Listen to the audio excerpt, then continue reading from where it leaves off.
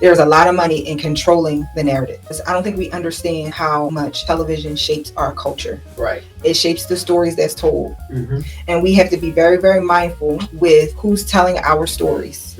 And by our, I mean a human race. These are the people behind the stories, the truth that's going to go down in history. The truth is a valuable thing. It's valuable in our hearts, but it's also valuable in our pockets. So as a business owner, I would always be thinking, how can I control the narrative? That's really what this is all about. Mm-hmm. Stop thinking so small. So today, the news just broke that Paramount Skydance is trying to buy Warner Brothers for $108 billion. $108 billion, yep. Mm-hmm. So this is like major, because I don't think people realize what's happening right up under their noses, how this type of stuff is going to change everyday people's lives, mm-hmm. how it's going to affect them, and how everyday people can take advantage of what's happening.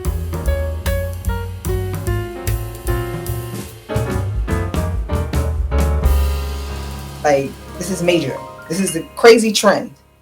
So won't you give me the details real quick? Because I just scanned it. Won't you give me the details about the merger? Well, first, I think we should take it back, because this is Skydance's second merger this year. So they did the one earlier with Paramount. So it's crazy. Before you even go into that, Skydance is their second merger this year, and they're attempting, because it hasn't been executed yet. I've been following Skydance for years. They have actually inspired me. I started noticing Skydance when I saw that they was the company behind some of my favorite TV shows and movies. And then when I saw that they did a big deal, Tom Cruise was involved, and Tom Cruise is one of my favorite actors. Not for his acting skills, but for his business savvy. We're going to talk about that in a minute, how he gets to the paper. And so when I saw that they did this merger a couple months ago, crazy. Okay, so take it back to the details. Go all the way back. All right, so earlier this year, back in I want to say it was August, it was a bid that they put out for Skydance from Paramount. Pretty much the merger, what it's going to do, it says the merger is expected to significantly impact the entertainment landscape by combining the strengths of both companies. Paramount's legacy in Hollywood, along with its major TV networks and streaming services, will be enhanced by Skydance's innovative production capabilities. The new entity aims to leverage synergies to streamline operations and focus on forward-thinking content strategies. In summary, the merger between Skydance and Media Paramount Global marks a pivotal moment in the entertainment industry, creating a powerful new player poised to navigate the evolving landscape of media and content. So pretty much, Paramount has been grandfathered in from its name for forever. Skydance is coming with this new energy of innovation, and they're merging that innovation with Paramount to go ahead and kind of get in the new age of what's going on. So when I first heard about this merger, I was like lightweight proud of Skydance, but at the end of the day, when big deals happen like this, a couple things you got to look at. Number one, how is it going to impact you as a regular, everyday civilian? If there's this much money behind a deal, that means there's a lot of power and influence behind what is the underlying asset. And from a personal standpoint, it just signaled me, because I don't think we understand how much television shapes our culture. Right. It shapes the stories that's told. And we have to be very, very mindful with who's telling our stories and who's telling our messages. And by our, I mean a human race, your subgroups, whatever, however you want to do it. These are the people behind the stories, the truth that's going to go down in history. Okay, so you need to pay attention to that, right? Okay, so what does that mean? The truth is a valuable thing. It's valuable in our hearts, but it's also valuable in our pockets. So as a business owner, I would always be thinking about, how can I control the narrative? That's what this is all about. There's a lot of money in controlling the narrative. There is a lot of money in controlling the narrative. Don't you ever forget that, okay? Doesn't mean it's bad. You just need to understand what it is. Okay? So Skydance merges with Paramount. Now it's called Paramount Skydance. Paramount Skydance is what it's called now. Paramount Skydance. And now that new entity has now said, okay, we got this together. Now we're going to take over and we're going to make a 108.4 hostile takeover offer from Warner Brothers. So they're going to do a 1 point, how much? $108 billion hostile takeover of Warner Brothers. Before we go to that, last week, Netflix acquired HBO and who else? It says Netflix agreed to buy a part of Warner Brothers in a deal valuated at $82.7 billion. Okay, so they're fighting over the same thing. I did not realize. I just remember HBO, so I just yeah. It's a swinging contest. Okay, so last week Netflix tried to buy Warner Brothers for $72 billion. I remember the number. I remember the entity. They tried to buy Warner Brothers for $72 billion, and we're like, "Oh, this is gonna go down." And then Paramount decided they're going to do it. Okay, all right. This is crazy. So one of the things that you were asking me a question. Yeah, so I had a question about that itself because we're looking at the numbers. We're looking at big numbers: $108.4 billion, like $82.7 billion. Like where nobody's walking around transferring money like that. Like I'm not going to transfer yours. So like the question is, or not even the question, but what I really thought about is once you get to a certain level of wealth, the money is not the thing that even matters. It's the valuation of your asset of what you got. So then it's just like, well, where is the money then? Where's the money coming from? So when you're doing a deal like this, there's a number of different ways that you can actually take the deal down, but it's probably going to be a combination between debt and equity, right? So they're going to go to private equity banks, okay? And the banks are going to lend them the money or a portion of the money based on the valuation of the asset. In this case, these companies are publicly traded, okay? So the bank can either value it itself, or the bank can literally just say what the dollar amount per share is, and that's what the value is because the market has already decided that. This is the amount that we all agreed on. It's literally creating money out of thin air. This is why one of my favorite scriptures is Deuteronomy 8:18, which says, for it is I that gave you the power to create wealth. And I think a lot of times we walk around and we think that wealth is this finite amount of money. And this is literally goes back to like scarcity mindset. People think that there's a finite amount of money. There is a little bit of money going on. No. Literally, money is created it is a spiritual thing. It is created out of thin air. So the bank said, hey, this is worth this.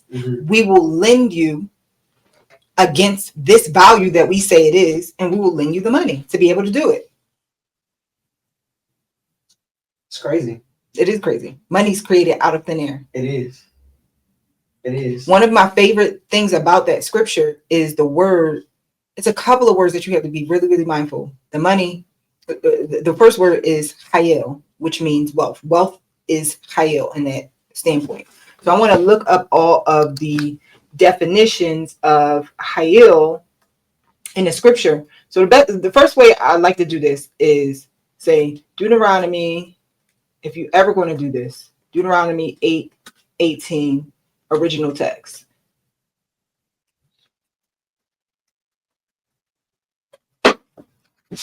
This is another thing that I think that people don't do. The Bible is probably one of the best business books in the whole entire world. There are 2,350 scriptures about money in the Bible. It's not all the same word. So when you see a scripture about money, we only have a few words for money. When you see a scripture about money and you don't fully understand it, take that scripture, look at the original text, and then I'm going to show you how you can.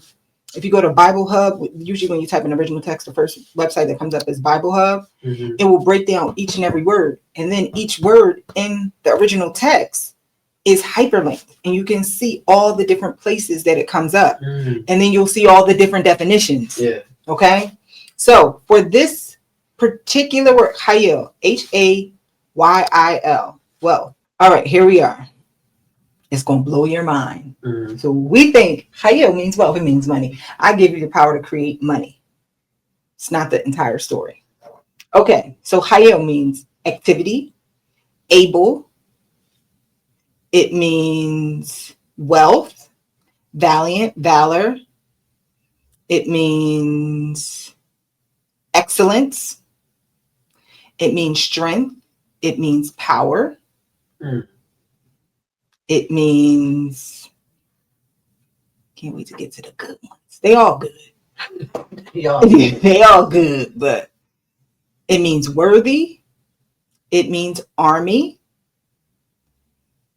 a host, army, might. It means able. I think we said capable.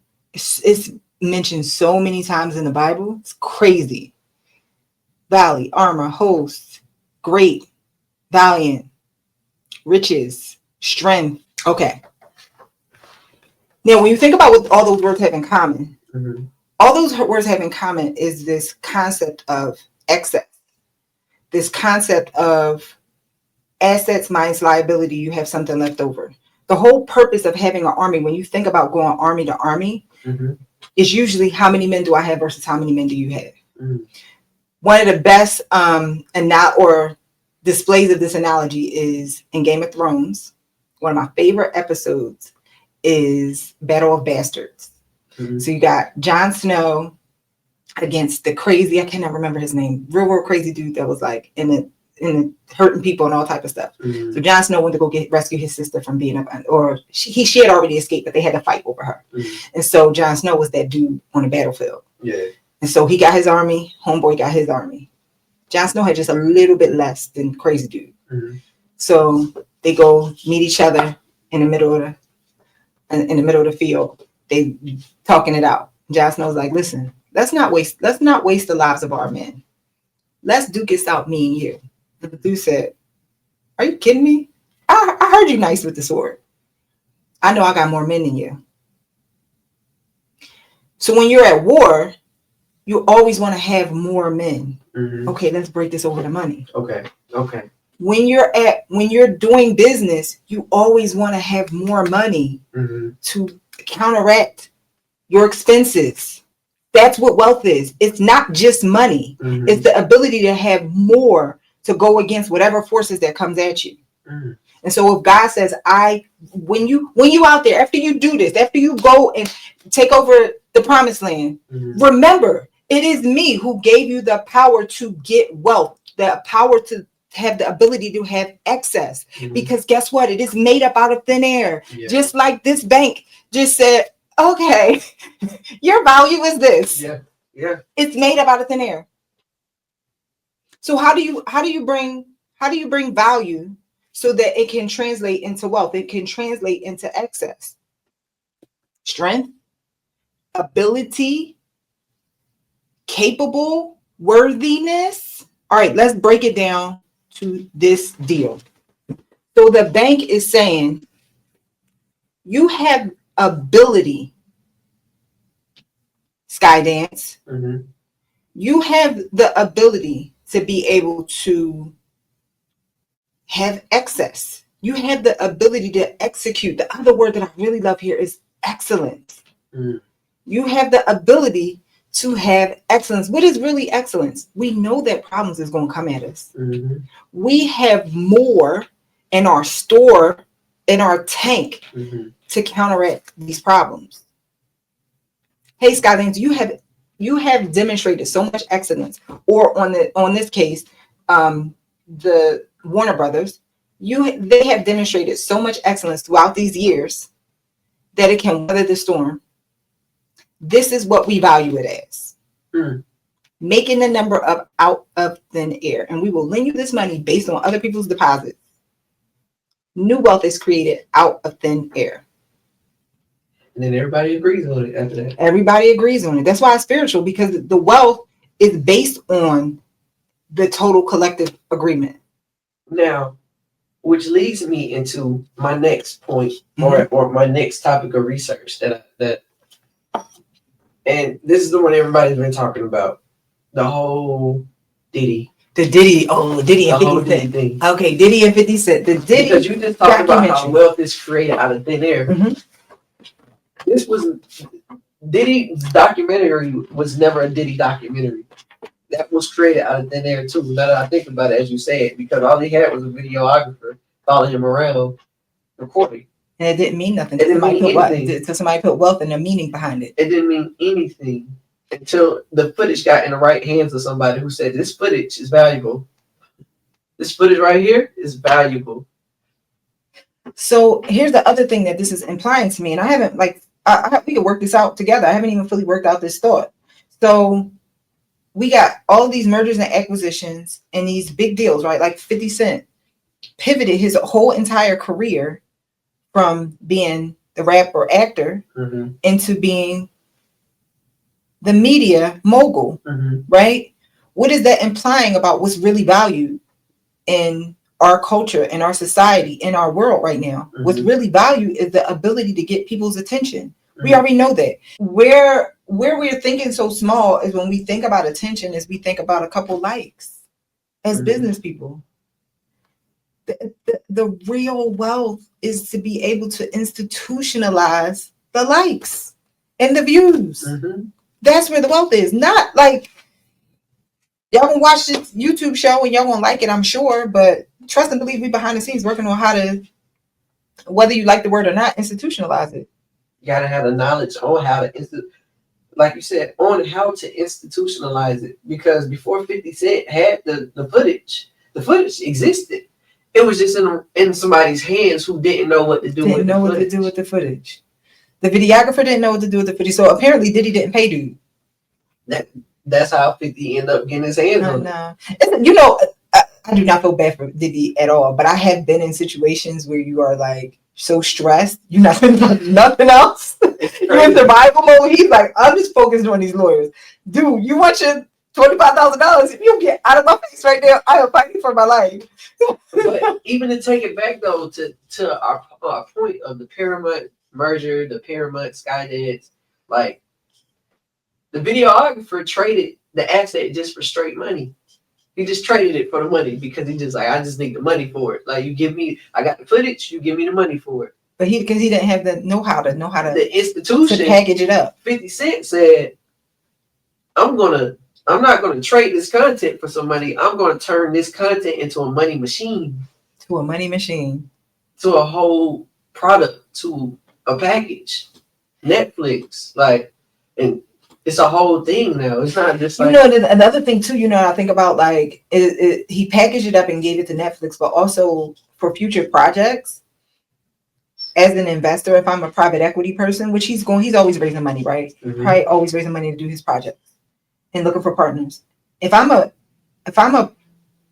private equity, I would be scared to do business with 50 just in general. I don't want to enter his ethosphere.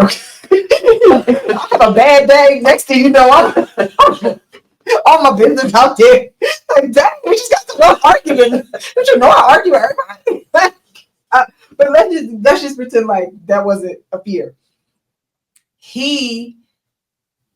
What he established in his brand as like somebody who will do whatever it takes to get it done. Go to the ends of the earth. People were scared to fight, but he publicly fought with Diddy for years and did not care. That's some courage right there. His slogan, get rich or die trying. You think that you applied after that? Get rich or die trying?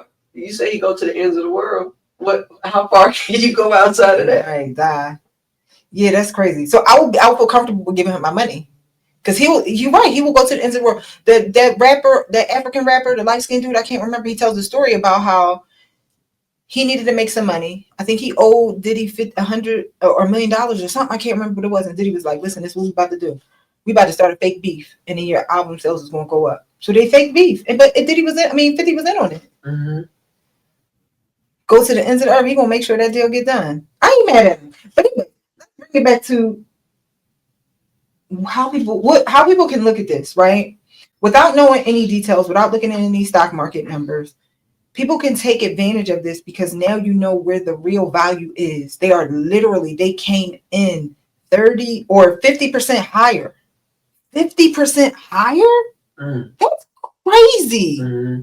They came in 50% higher just so they can have this control over one, the narrative, and control over people's attention.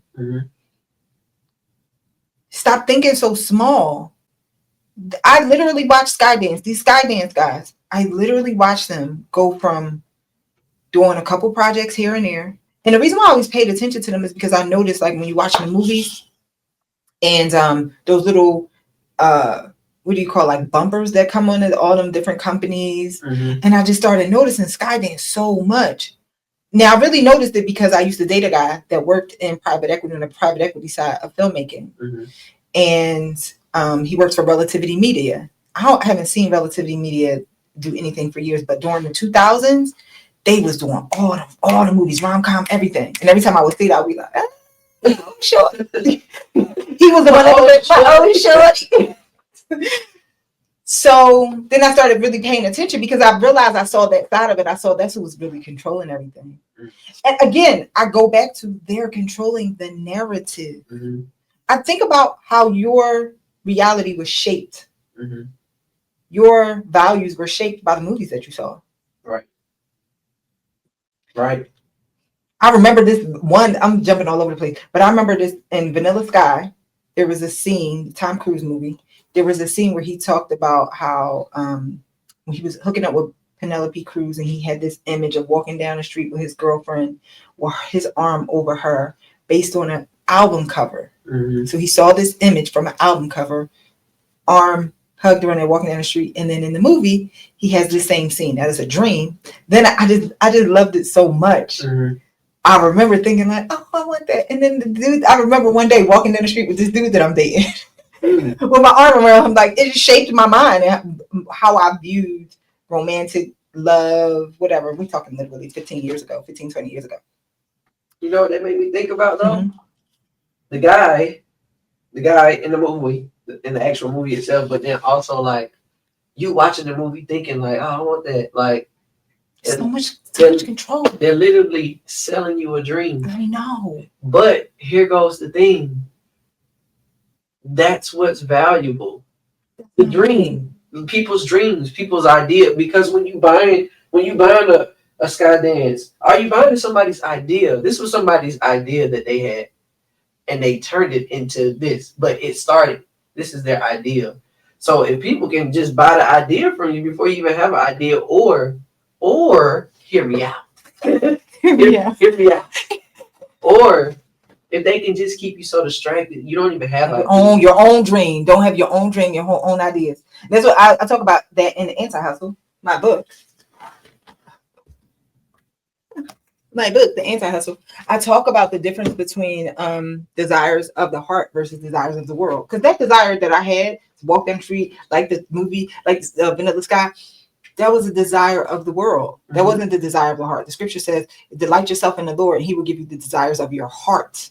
Come on, man. Come on. He will give you the desire, the one that's really in your heart, not the desire that's in this world. Okay? Once that happened, it ain't moved me closer to my dreams or nothing. And so content, especially movies, because now I got you for 2 hours. I can if you're not even aware, if you're not on a certain level of consciousness, I can shape what you want. I can shape an agenda to serve me. Is this bad? Depends on if you trust the people that's owning these companies. Is it bad? Guess what? You can do it too. Stop thinking so small. Yeah. He who controls the media controls the narrative. Controls the whole entire narrative. So what I want you to do is think about, right now you can't do nothing about what's happening right now. I want you to be mindful.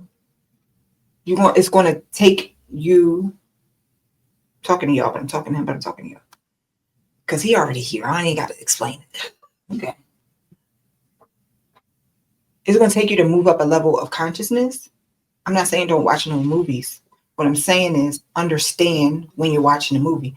When I watch a movie, I don't let my son watch a lot of stuff.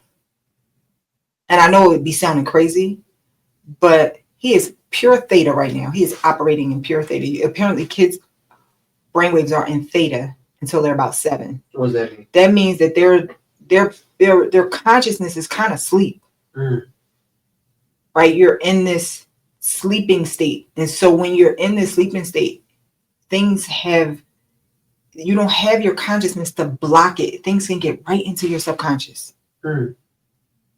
That's what meditation is all about, taking you down to alpha or theta. So you can block out the consciousness and get right to the subconsciousness. Okay. And the stuff that I don't let him watch, I don't let him watch it, and it probably sounds crazy. And I don't even explain to people. I don't care. No, he can't watch it. And it's not that I don't want him to ever watch these things. It's because my son is in theta right now. And I have to be mindful with the messages that he's getting in his mind right now. I can't control it all. But for you, everyone out there, enjoy the TV, but understand what the agenda is that is trying to tell you. And understand it's only like 5 people running it. And so the agenda that they're trying to tell you is the wealth is such a separate. It's such a separation between. That ain't the agenda that they're trying to tell you. That's the message that you pick up on these deals that's going on. The agendas that they're trying to tell you in these movies is a different story. They're trying to tell us a lot. I don't want to get into that today. They're trying to tell us a lot. What's one of the agendas? Less harmful agendas. One of the agendas. Oh, I hate this one. Fix my mic. This one, I don't care. Y'all can come after me for this. They want us to be able to accept witchcraft so darn much. Sometimes, I like sci-fi stuff. I look on my Netflix, and one time I counted the top 10 TV shows or movies. 8 of them was about witchcraft. Oh yeah. 8 of them was about witchcraft. It's getting there. Why is it so important? It's getting there. Y'all want us to normalize and be okay with witchcraft so bad, to the point where most people don't even know what witchcraft is. They don't even know what it is, how it works. They don't even know. And Satan don't care about your ignorance. And they put it in the shows. It's every show is about witchcraft. Go to your top at any given time. One time, 8 of the 10 was about witchcraft. So is it safe to say that if you watch certain shows, you are partaking? I don't know if you're partaking. It depends on what level, how you're watching it. I think that you're not partaking in witchcraft. What you are doing is, you got to think about the shepherd and the sheep. You are a sheep. You are being a sheep, and you are desensitized. You're allowing yourself to be desensitized so that witchcraft can be enacted on you a lot easier. And we can take that all the way back to the conversation about like attention.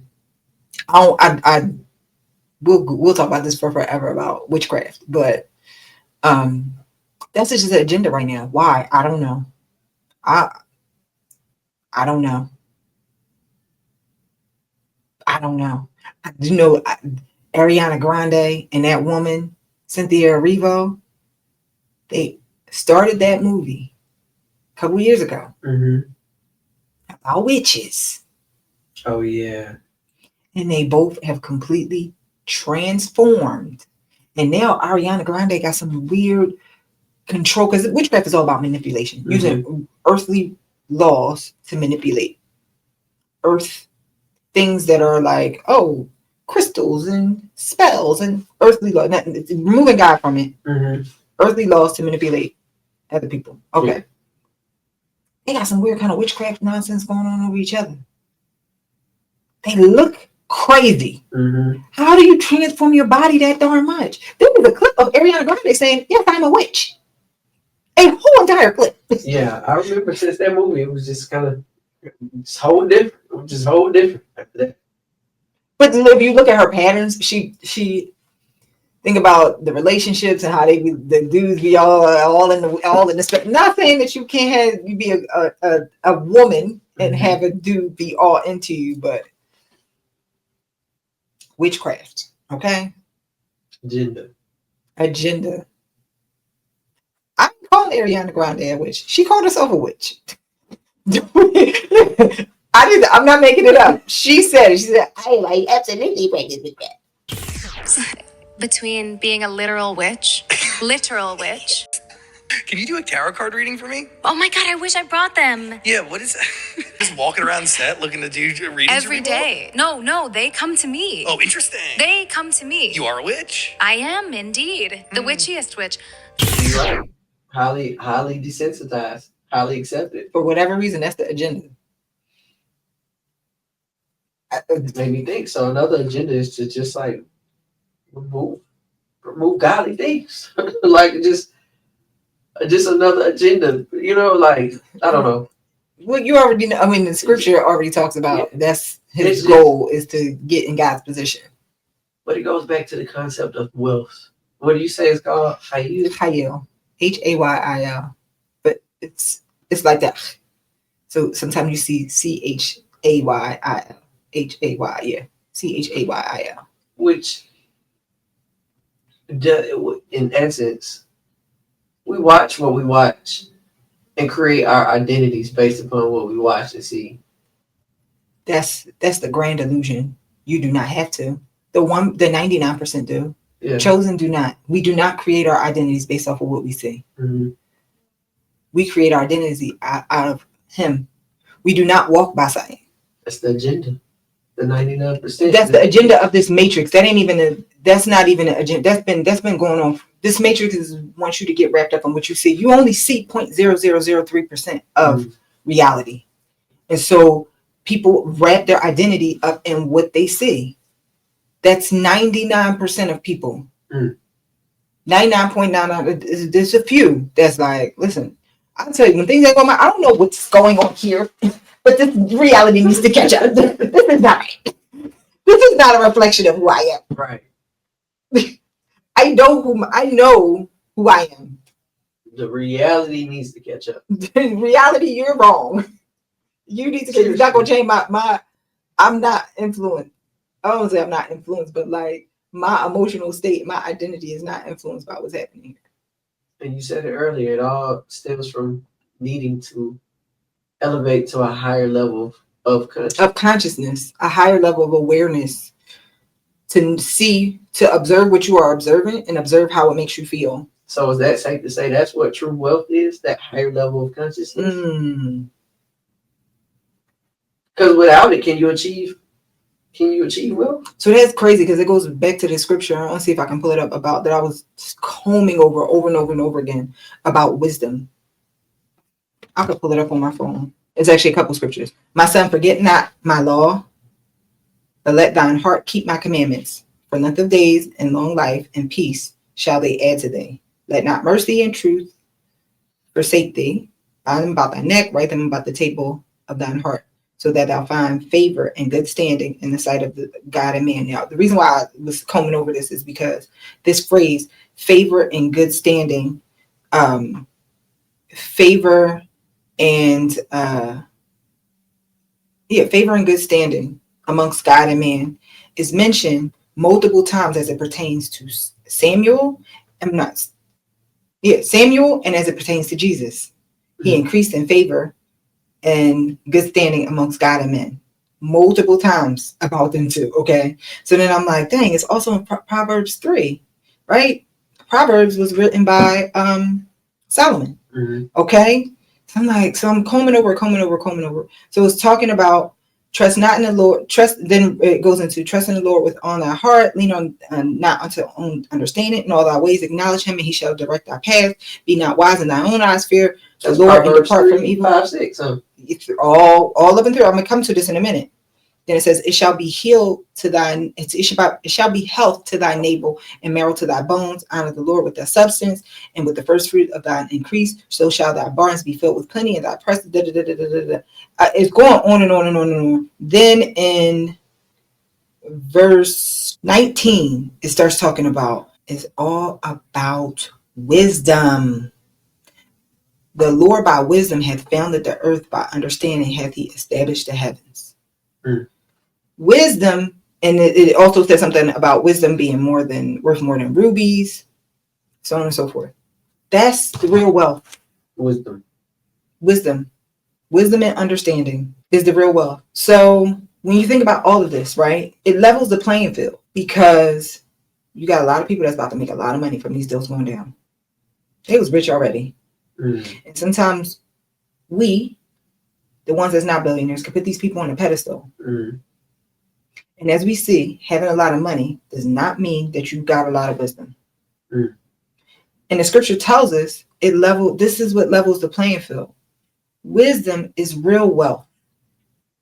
These people be having money and be miserable. You hear me? All right, I'm looking up the definition of wisdom.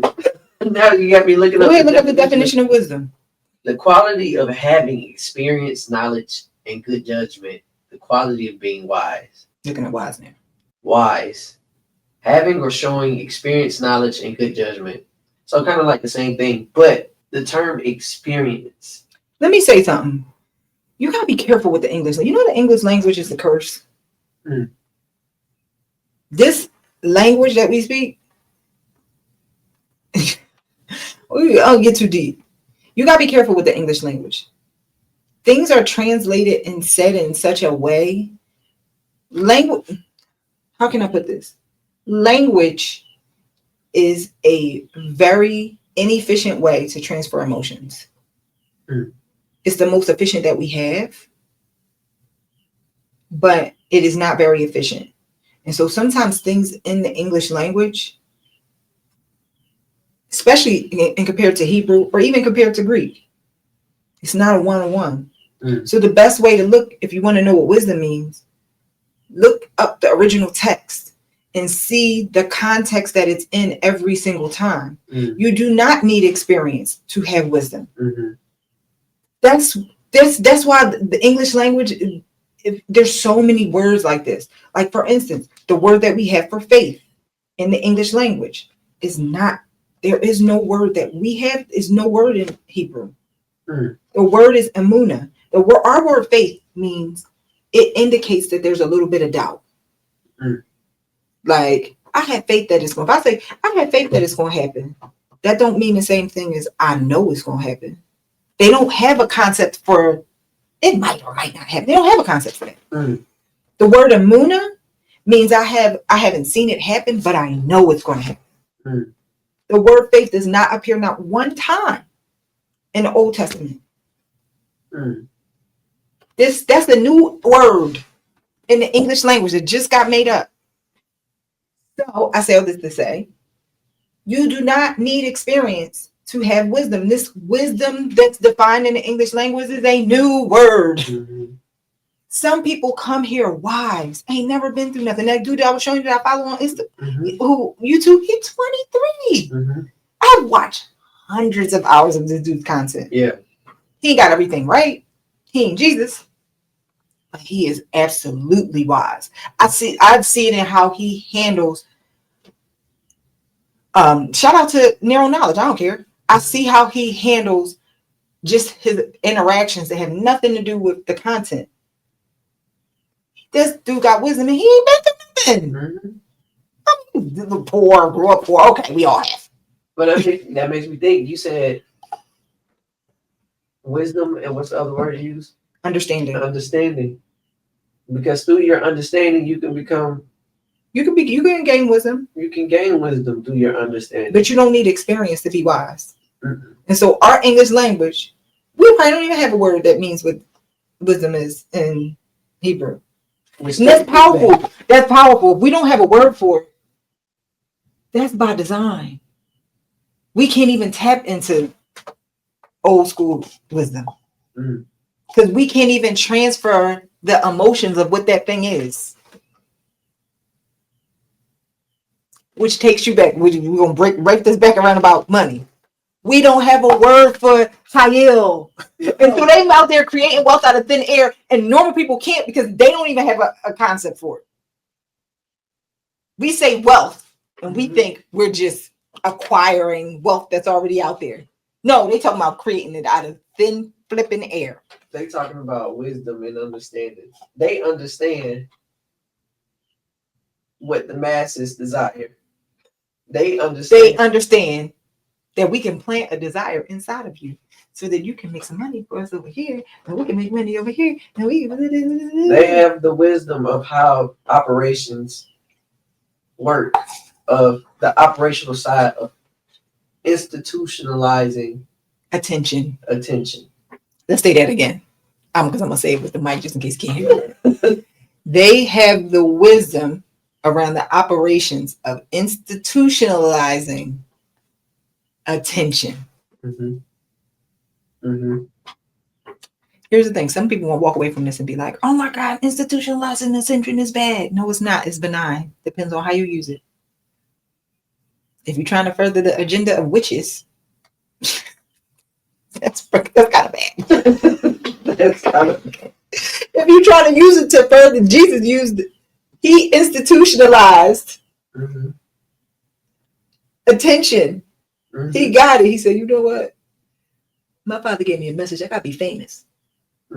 He just woke up one day on his 30th birthday. I'm going to be famous. Just walk around collecting people. Oh, your picture? Come on. Come follow me. You collect the taxes? Come follow me.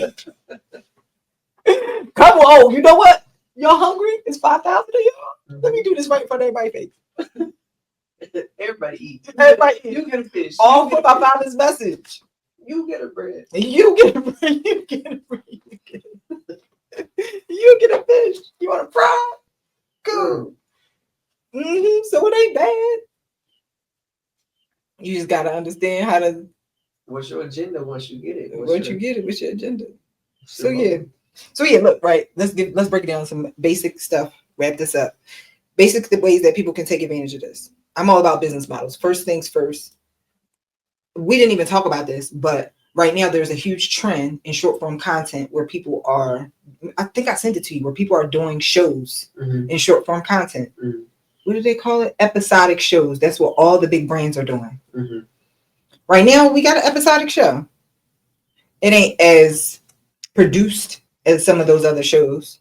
So think about how you can institutionalize on a small scale your content. Think about how you can institutionalize it on a large scale. You sitting here stressing about creating a 30-second reel. Maybe your purpose is to start the movie company. So you can own the media channel that advertises and you give yourself free advertising for your business. You already know. That's my type time. Okay. The next way you can take advantage of this is these companies that are doing these deals. They have funds. You can get access. You might need to do a little bit of digging. You might need to find the loopholes to make you an accredited investor. Put your money in. Some of this stuff is tokenized already. Put your money in. PMI. Put money in. PMI. I like that. Well, I can't take credit. Back in the day, my dad was working at this startup and he was raising money.